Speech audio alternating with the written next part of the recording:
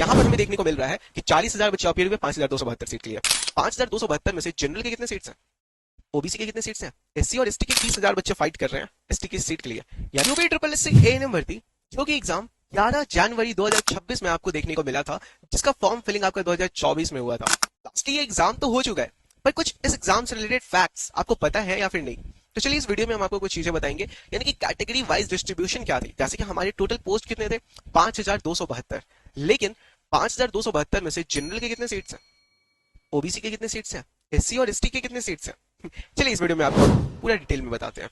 तो UP triple S सी यानी कि उत्तर प्रदेश सब ऑर्डिनेट सर्विस सिलेक्शन कमीशन, जो आपका एएनएम भर्ती का एग्जाम कंडक्ट कराती है, इसके बारे में अगर और जाने तो इस एग्जाम का जो नेम एएनएम भर्ती एग्जामिनेशन इसको कहा गया। ऑब्वियसली इसमें कंडक्टिंग बॉडी आपका यूपी ट्रिपल एस सी होती है। ऑफिशियल वेबसाइट पे अगर आप विजिट करना चाहते हैं तो upSSC.gov.in पे आपको ये सारी डिटेल्स मिल सकती हैं। एलिजिबल कैंडिडेट्स में आपके जो फीमेल्स होती हैं वो एलिजिबल होती हैं। एज लिमिट में आपका maximum age 40 years but minimum age 18 years की होते हैं। वहीं पे टोटल वैकेंसी इस बार आपको 5,272 पोस्ट की देखने को मिली थी, और टोटल सीट्स आपके वही 5,272, बट अपीयर जो हुए थे कैंडिडेट वो 40,518 कैंडिडेट्स अपीयर हुए थे। यानी कि अराउंड 40,000 से भी ज्यादा कैंडिडेट्स आपके इस पूरे एग्जामिनेशन में एडमिट हुए, मतलब अपीयर हुए। अब 40,000 कैंडिडेट कितने सीट्स के लिए फाइट कर रहे हैं? तो ये 40,000 कैंडिडेट्स आपके 5,272 सीट्स के लिए फाइट कर रहे हैं। और अब इसको अगर देखा जाए तो कितने सीट्स टोटल हो रहे हैं, यानी कि एक सीट लिए ऑब्वियसली 5,272, बट एक सीट के लिए आपके टोटल कितने कैंडिडेट्स हैं जो फाइट कर रहे हैं उस पोस्ट को ग्रैब करने के लिए?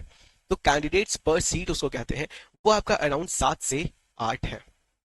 अब इसमें देखिए ये जो 7 से 8 है ये क्या है, यानी कि 7 से 8 कैंडिडेट में से किसी एक कैंडिडेट को वो एक सीट मिलेगा।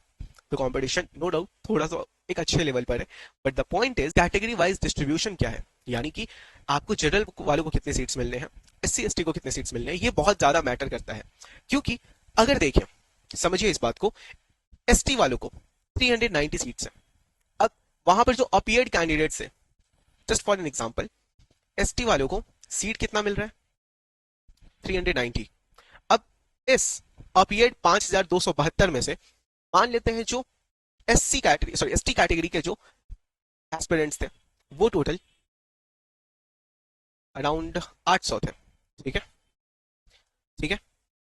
तो अब देखिए एसटी को सीट कितना है, 390, और अपीयर कितने हुए, 800।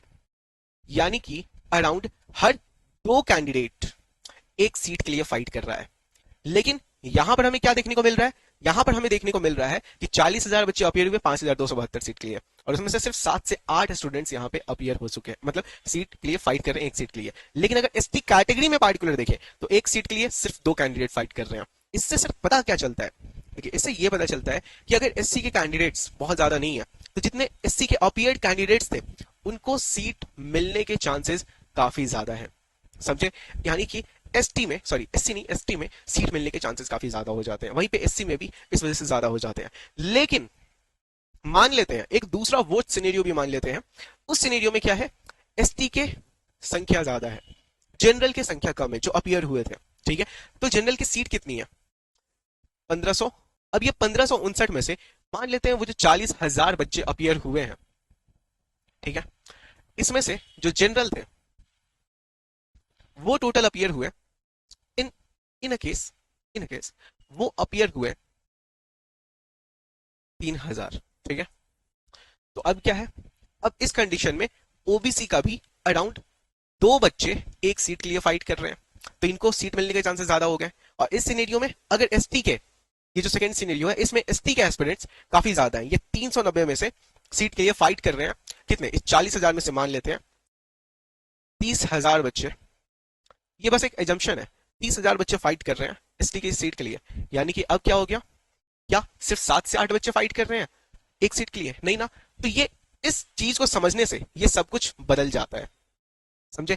इसलिए आपको कैटेगरी वाइज सीट डिस्ट्रीब्यूशन समझना थोड़ा सा जरूरी है, क्योंकि जब एग्जाम का रिजल्ट आ जाएगा तो आपको इस बात में कंफ्यूजन होगा कि कहीं एससी वाले को इस मार्क्स पे सीट मिला, वहीं पे आपको सीट नहीं मिला सेम मार्क्स पे या फिर उससे बेहतर मार्क्स पे भी।